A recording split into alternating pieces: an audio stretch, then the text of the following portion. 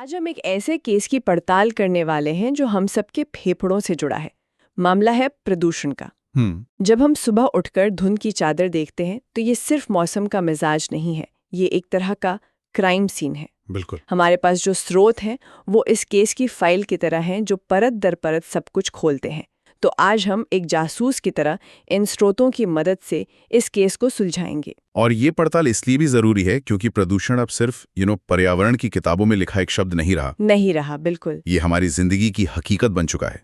एक ऐसा स्वास्थ्य संकट जो धीरे धीरे हमारे शरीर में घर कर रहा है। तो एक जासूस की तरह सबसे पहले हमें ये समझना होगा कि हमारा दुश्मन दिखता कैसा है, मतलब प्रदूषण है क्या, एकदम आसान भाषा में। आसान भाषा में कहें तो जब हमारे आसपास के माहौल, हवा, पानी या मिट्टी में कोई ऐसी बाहरी हानिकारक चीज घुल जाती है, कोई भी बाहरी चीज, हाँ, जो इंसानों और कुदरत के लिए खतरनाक है, तो उसे प्रदूषण कहते हैं।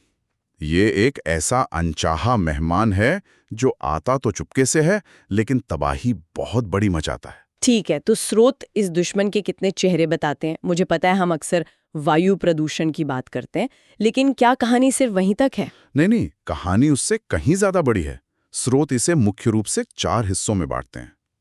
पहला तो वही है जिसकी हम सबसे ज्यादा बात करते हैं, वायु प्रदूषण। हाँ, गाड़ियों और फैक्ट्रियों से निकलने वाला धुआं। बिल्कुल, हवा में जहरीली गैसें और छोटे छोटे कणों का मिलना। और इन्हीं कणों को लेकर एक दिलचस्प बात है, मतलब जो प्रदूषण हमें असल में दिख रहा है, जैसे गाड़ियों का काला धुआं, वो सिर्फ एक छोटा हिस्सा है। आपने एकदम सही पॉइंट पकड़ा। वो तो बस टीजर है। अच्छा। असली विलन तो अदृश्य है। हम सोचते हैं कि अगर आसमान साफ दिख रहा है तो सब ठीक है, लेकिन सबसे खतरनाक वो बारीक कण होते हैं जिन्हें PM 2.5 कहते हैं। ये इतनी छोटे होते हैं कि हमारे शरीर का जो डिफेंस सिस्टम है वो भी इन्हें रोक नहीं पाता। ये सीधे हमारे फेफड़ों में जाते हैं और वहां से खून में मिल जाते हैं। मतलब ये एक साइलेंट किलर की तरह है। एग्जैक्टली, एक अदृश्य हमला जो सबसे ज्यादा घातक है। ये तो वाकई डरावना है।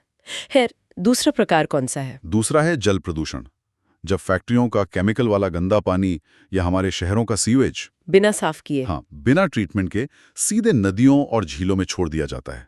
नतीजा ये होता है कि जिस पानी को हम जीवन मानते हैं वही जहर बन जाता है। और तीसरा? तीसरा है भूमि प्रदूषण। प्लास्टिक, केमिकल खाद और जो हमारा कचरा है वो धीरे धीरे मिट्टी में मिलकर उसकी उपजाऊ शक्ति खत्म कर देता है। और चौथा? जिसे हम अक्सर नजरअंदाज ही कर देते हैं, ध्वनि प्रदूषण। हाँ, ध्वनि प्रदूषण।